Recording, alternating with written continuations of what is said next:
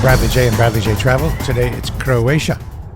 I came down from Sarajevo. I liked flying into Sarajevo and then heading on down, taking a left to Dubrovnik. Even though Dubrovnik is very touristy, it has a lot of facilities for tourists, and it is kind of a must-see. I don't like that phrase, but it is. It would be crazy to go to Croatia and not go to Dubrovnik. Very impressive, right on the water. This is where I stayed, and there's a story there. I prefer flexibility. I don't book ahead much, except on the first and last night of a trip, because I know I'll have to be near the airport. And sometimes that causes problems. Usually I prefer the flexibility, and I'm willing to take the chance on the problems. This particular night you're looking at here had no place to stay, and it was about 8 o'clock. Came upon this information center, and they ask you what kind of place you're looking for, and they give you a recommendation, and they hook you up. While waiting for that information, a thunderstorm came.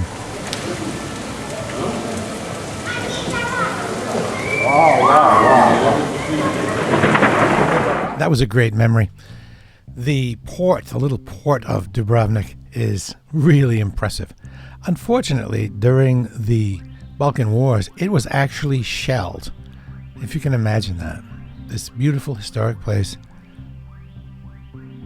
was shelled. By the way, Dubrovnik used to be called Ragusa, not that long ago, really, as late as 1808, and that's when it switched to Dubrovnik. What you see here is a place where you can go out and have a drink on the rocky ledge that goes from the wall right down into the sea. Lots and lots of red tile roofs. Look at that beautiful bell tower. You know, if you make it as far as Dubrovnik, you might as well go to Montenegro and Kotor Bay just for one night. One night is all you need. But it's pretty easy to check that Montenegro box if you're a box checker, like I kind of am, I guess. But it's so close. I almost feel like I should have gone down to Albania, too. You can see why they call it the Pearl of the Adriatic. Ragusa has plenty of restaurants and a lot of spaghetti. You can get some pretty darn good spaghetti, pretty cheap. Here, a glass of house wine, plate of spaghetti won't set you back that much. I always get, if it's available, and it is available a lot of times in this area, is roasted calamari. Roasted whole calamari, not fried calamari. I can never find roasted whole calamari in the States. It's all fried. But here, if you can get roasted whole calamari on a bed of spinach, try it out. It is possible to walk some ways along the ramparts there of the walled city, and I definitely recommend that. Take your time, too. And it's particularly beautiful in the evening. As you can see, very maritime, very marine. A lot of large yachts pull up. By the way, if you happen to get lodging within the tourist part of the city, it's going to be pretty loud, or it could be pretty loud, so I advise you pack earplugs. It's always a good idea to bring earplugs for really noisy situations. One noisy situation you might encounter, particularly in places like Greece, scooters. If scooters are used, say, more than cars, like on some Greek islands, they are loud.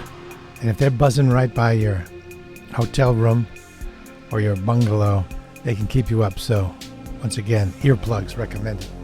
All right, more story here. Upon leaving Dubrovnik for the second time, I wanted to go north and stop at some island. But I got to the bus station, and it turned out that the bus wasn't going to that island again that day. So I was kind of out of luck. And I went to the ticket line. There were maybe 15 people in line, and asked them for recommendations. These were locals taking the bus. I said, if you were going to stop at one of the towns on this bus line, or that buses go from here on the way north, what would you choose? And they said Markaska. And this is Markaska. It was a great, great choice. The bus did seem to take a long time, but it was worth it. Arrived at night, had no idea what it would really be like, and you can't tell at night. Saw a couple of hotels and said, nah, I'm going to pass. I'm going to keep looking. And finally found this. I saw this big hotel kind of across the water. I said, I'll check that one out. That looks fancy, because I was in the mood for a fancy hotel. And it was a great deal. And we'll see that in a little bit. This is a very, very chill, relaxing, and beautiful place. You can wake up and walk down the promenade, get some juice, some coffee. If you go when it's not high season, well, it looks like this. Not a whole lot of people, and that's the way you want it.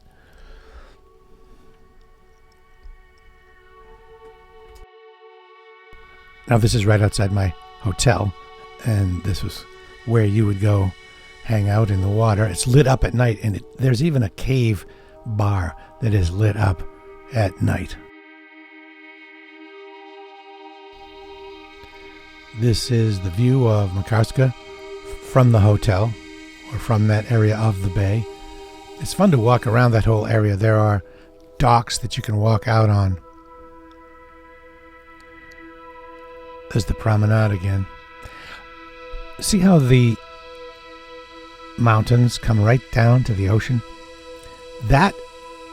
It's that way a lot on the Dalmatian coast. There are the roasted calamari, and there is my waiter.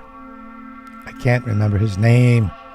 There's that same area near the hotel where the water is, that's lit up, like I mentioned.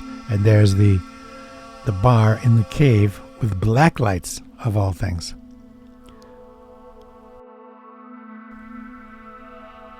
There's the bar inside the cave, the actual bar, and that's the front of the hotel. That's what I saw across the water. Here's another town, Piraeus, I believe. Correct me if I'm wrong. Just a few pictures of that. Just a quick stop for lunch and a little boat ride. Look at once again, the mountains come right down to the sea. And these are the off the beaten track places, as you can see. Another shot of Piraeus. This is a church out in the water you have to take a boat to. That's cool, right?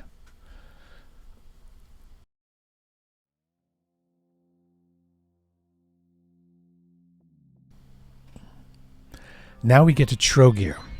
Most folks will fly from Split, and most folks will stay in Split. But a friend recommended that I not stay in Split, but instead stay in Trogir, a cab ride away, a moderate cab ride away. And I am so glad, because it was smaller, charming, not the big, well, the semi-big metropolis that is Split. I did do a bus transfer or something in Split. I was there for a couple hours, and I didn't really like it. Maybe I should go back. It might be my fault. This is this is the place in Trogir that I stayed. It was a great deal, and it was so relaxing. A little hot the next day. And back to the airport. I got back to the airport way too early. Now, here's another town from another trip. And on this trip, I met this dude on the way to Opatia. He was an upbeat, rugged dude. We had a beer. It is just so wonderful to meet somebody that you connect with on a trip far away. Opatia is an entirely different animal. It's more of a destination for older folks who want to kind of dress up and go to a casino. And there are a lot of fancy cars and that sort of thing. But there's also a lot of quiet charm as well. This would not be top of my list. Markaska, I think, was top of my list. And Piraeus. But this was fine. I understand that traveling alone is not for everyone, and even I get very lonesome.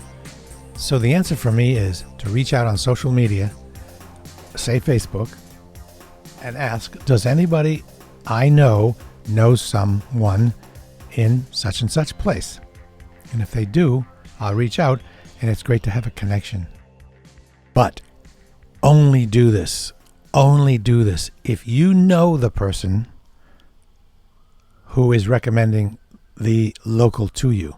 You need a direct connection between a person you know and that person directly knowing them. If you liked this video, please consider subscribing, and always travel lightly.